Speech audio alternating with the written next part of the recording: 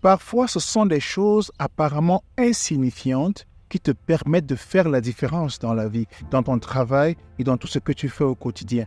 Si tu es peut-être en train de te demander mais de quoi il parle, je vais t'expliquer ce que je suis en train de dire et je vais l'illustrer avec cette histoire. Il y a un film dont le titre est Karate Kid. C'est un jeune Américain qui est intéressé par les arts martiaux. Il voudrait apprendre les arts martiaux et il est sûr qu'en se rendant auprès d'un maître qui maîtrise les arts martiaux, très rapidement, il va apprendre ce qu'il faut et va devenir aussi un des maîtres. Et dans son esprit, il se dit, parmi les premières choses qu'il va apprendre justement, ce sera les katas, ce sera toutes ces techniques de défense, des techniques de combat et ainsi de suite. Sauf que quand il commence, son maître lui demande de faire des choses qui apparemment n'ont rien à voir avec les arts martiaux. Et je me souviens que l'un des exercices qu'il doit faire, c'est consister à se baisser, à se relever, à se baisser, à se relever et ainsi de suite. Et il ne faisait que ça en longueur de journée. Et ça n'avait apparemment aucun lien avec la raison de sa présence. Et donc, la frustration grandissait. Il se dit, mais attends, qu'est-ce que je fous ici? S'il fallait simplement que je vienne pour que tu m'apprennes à me baisser et me relever, et ainsi de suite, ça ne valait pas la peine que je fasse tout ce voyage-là pour me rendre auprès de toi.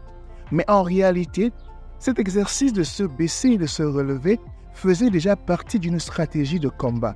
Parce que ce qui allait suivre allait impliquer qu'il soit capable de se baisser et de se relever avec une certaine agilité, avec une certaine rapidité.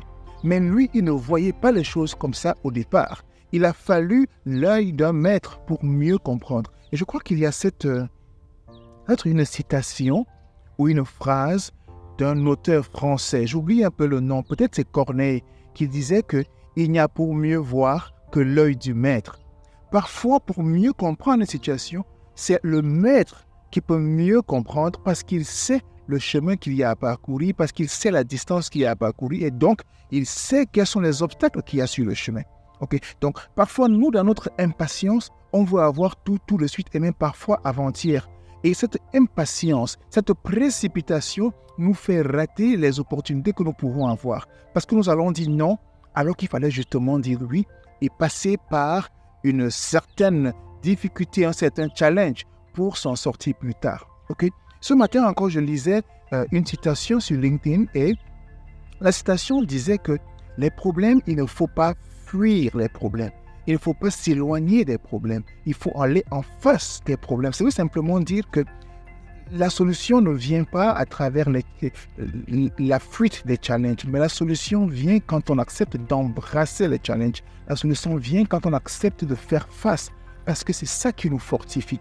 Alors, si tu es en train de faire des choses aujourd'hui, tu as l'impression que ces choses-là n'ont pas véritablement de sens. Essaie d'imaginer ce que tu fais aujourd'hui peut avoir comme impact positif demain. Peut-être qu'il s'agit simplement de te lever et courir un peu. Mais tu as l'impression que courir un peu n'a pas un vrai impact sur ce que tu es en train de faire. Mais tu es en train de construire un caractère. Tu es en train de construire une habitude. Tu es en train de construire une résilience. Et par-dessus tout, tu es en train de construire une résilience et une discipline. Et cette discipline-là qui va te permettre d'obtenir les résultats que tu souhaites obtenir demain. Alors, prends au sérieux chaque petite chose que tu fais parce que chaque petite discipline compte. À très bientôt. Shalom.